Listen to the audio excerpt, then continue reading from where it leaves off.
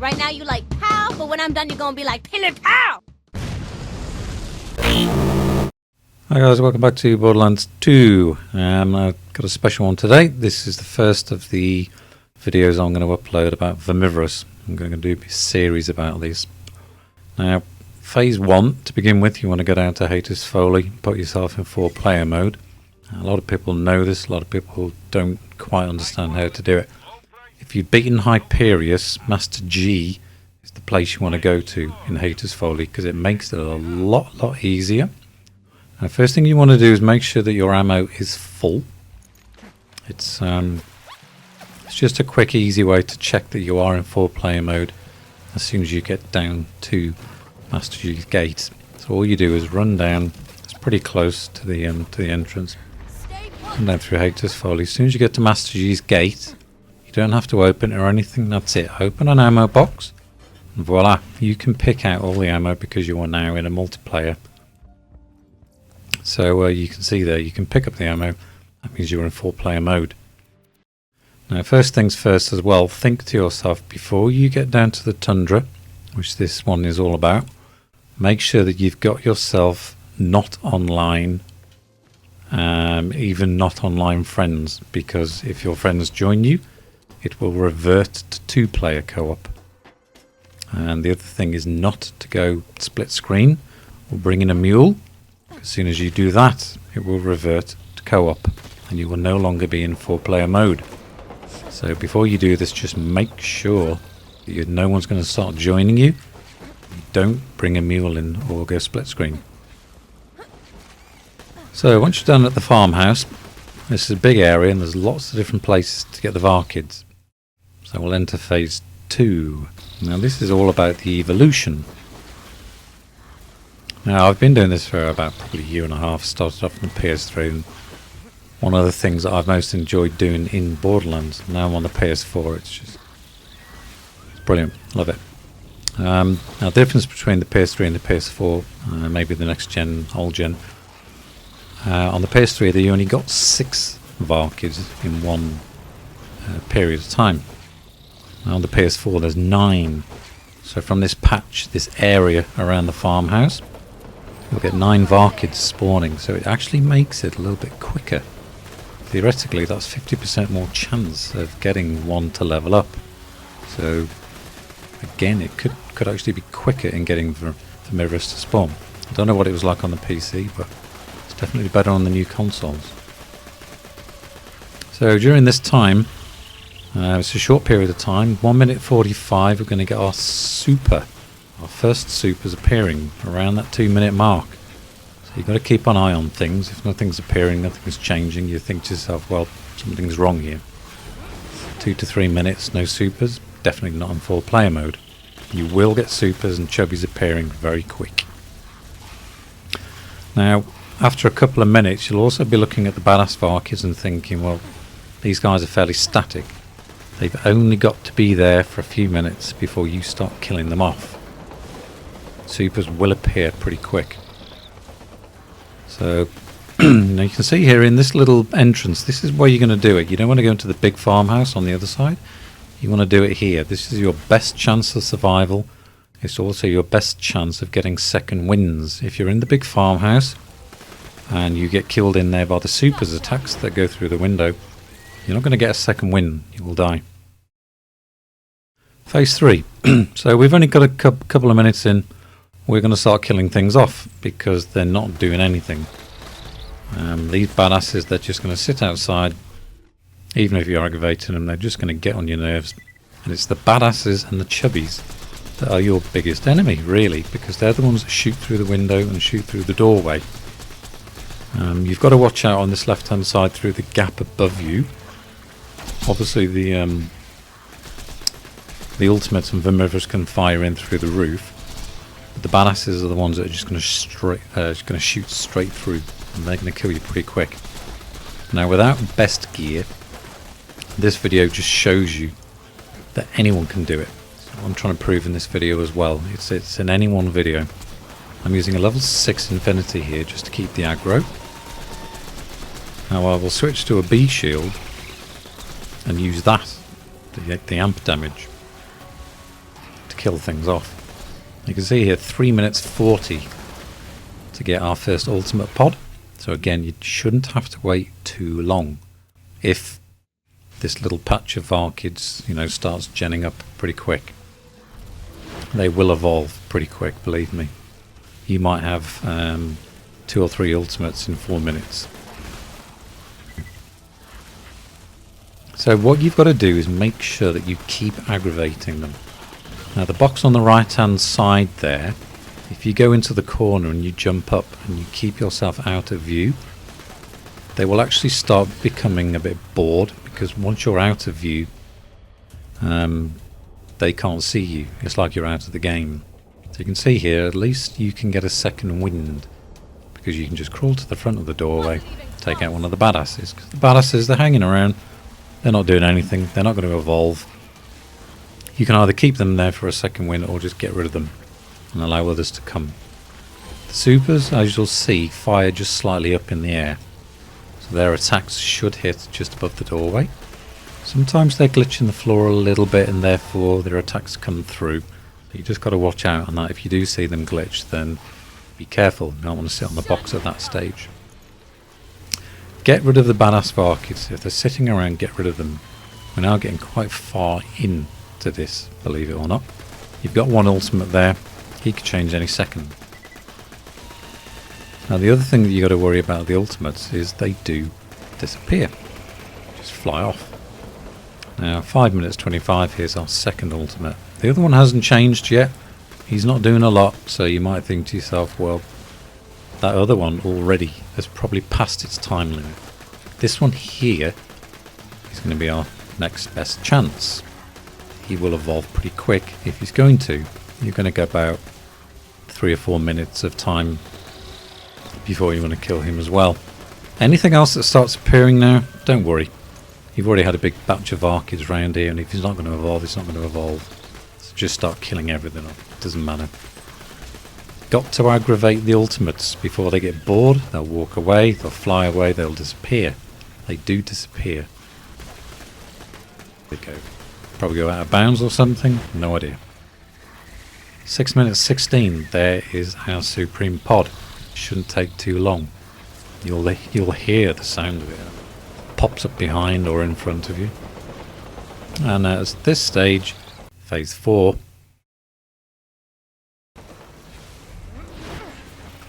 try and preserve your pistol ammo. It will help you, but you're not going to be using it against Vermivorous. The Unkempt Herald is no good against Vermivorous. It's good against all the others, but Vermivorous will take about 80% less damage from explosive weapons. So you just don't need it. Anything that's high DPS, fire damage, things like the Hellfire, Sandhawk, anything you can get on that's high DPS. Now you can see here, any second now, you will start seeing things flying around in the air. The buzzards. Now this is one of your biggest problems. Once Vermivorous has spawned, down behind the farmhouse there where the buzzards spawn, they are out of bounds. Now, if Vermivorous starts getting onto them, and you'll see I'm starting to kind of panic here, I just want to try and get the aggro. Because he flies up in the air, he'll start attacking them, he'll start following them. Buzzards are going to go out of bounds, they might even be spawning out of bounds. You can see here I'm just shooting up, unloading ammo, it doesn't matter. I've just got to try and get him to come towards me. Kill the buzzards, do whatever you can. You can see he's nearly out of bounds there. Luckily that time I've managed to get the aggro back. He's coming towards me. Now in a previous game you can see here he's walking off. There's a couple of the airborne troops that are glitched up in the air, and it doesn't matter, I'm firing at him, he's got his eyes on something else.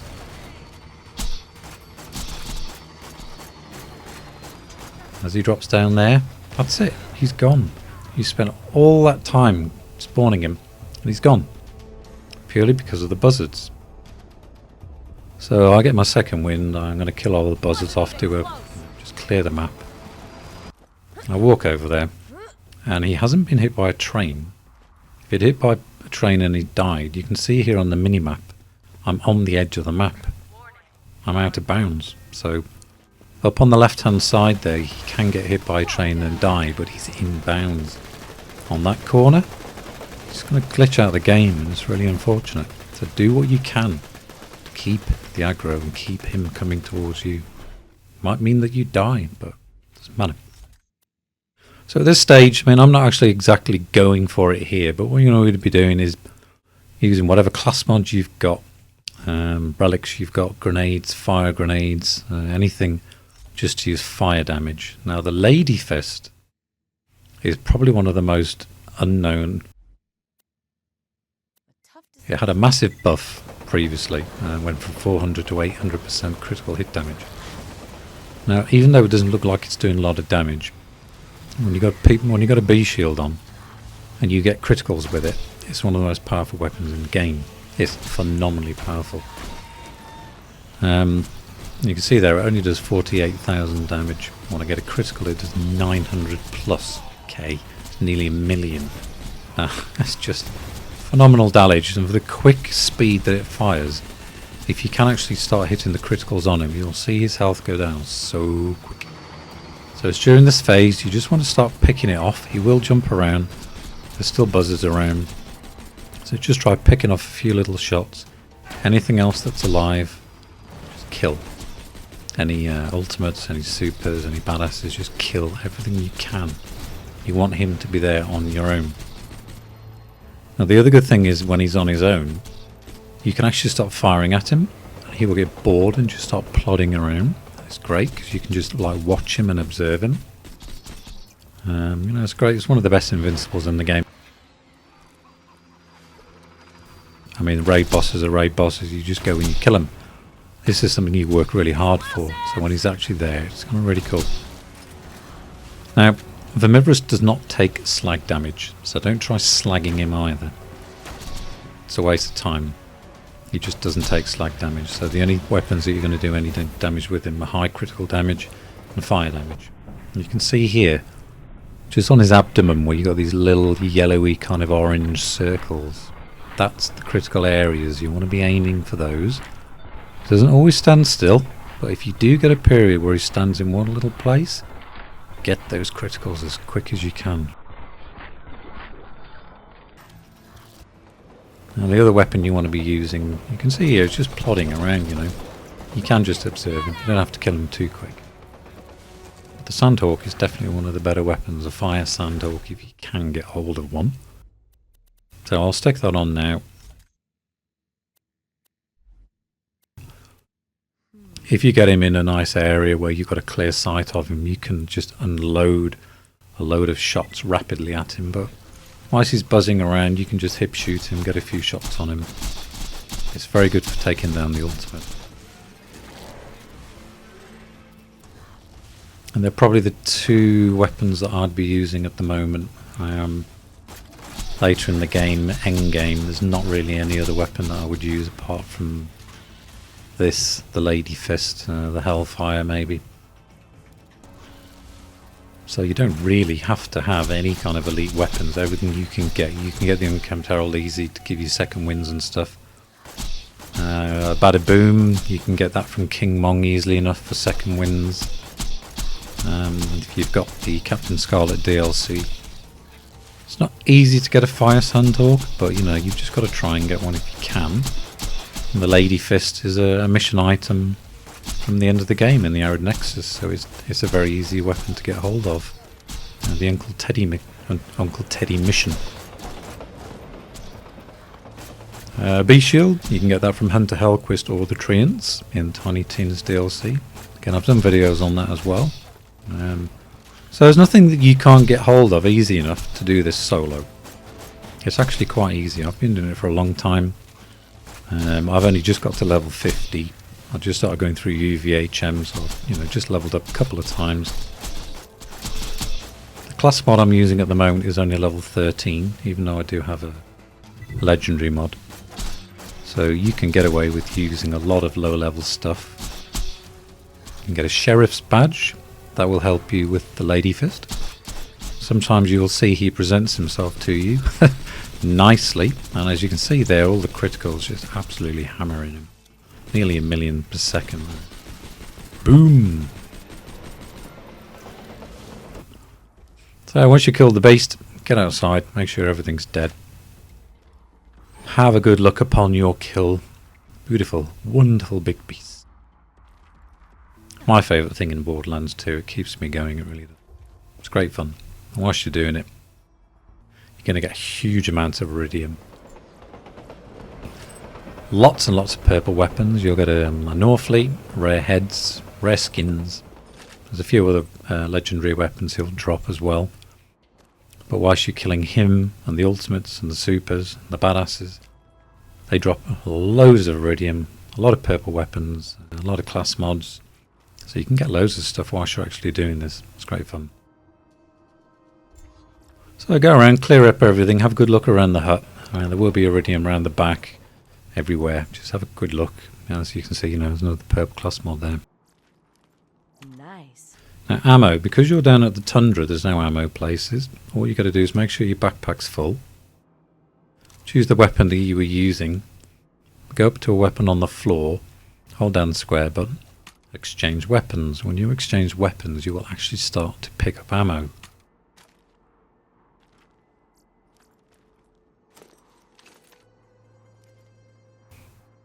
Every time I exchange those pistols, I'm picking 30 ammo up. Wow. So all you got to do is go around the killing field, exchange your weapon, and you'll see by the line, got up to 260 there, nearly up to 300 already. And you can do this with grenades, you can do it with rocket launchers, and it does replenish your rocket launcher very quick. So any weapons that you've been using, you can ammo yourself up down at the Tundra. That's one way of doing it. Okay, so we got past that. If the first lot of varkids didn't do anything, what you want to do is just run down to this bottom area. This is one of the other patches. You should get somewhere between 30 and 40. I've forgotten the exact figure off the top of my head, but around that area you will get somewhere around between 30 and 40 different varkids. This bottom one here, you'll get another batch. So all you got to do is wait for them, jump around, shoot them, wait for them to start evolving, and then you get this nice little march of the march of the badass. They'll come back towards you. Just make sure that you get them, get the aggro, get them coming towards you. If you're a siren, face locking them with converge is very good as well. That produces a lot of aggro, and you can see one's gone to supreme straight away. You can see the badass is firing at you from miles away. They're lethal. Now, the other place is just out of the farmhouse down on the right hand side. There's another patch here, so don't forget this one. So you can actually be down in the Tundra for a good 40 minutes to an hour. 3 different patches. Use all of them. Again, just jump over them, get aggro, make sure they change. And once they've started evolving, just drag them back down the map towards the middle. Keep on firing, keep that aggro on. Keep running around. They do actually work by line of sight as well. If you're running around, you don't actually have to fire a weapon, but it's a good idea to just shoot a few weapons at the adults and the stragglers, just to make sure that that aggro is going. And that's it. That's the Tundra. So next up, we will be looking at the caustic caverns, and I'll show you the caustic caverns and how to do it down there. Okay, I'll see you again soon, guys. Cheers. Goodbye.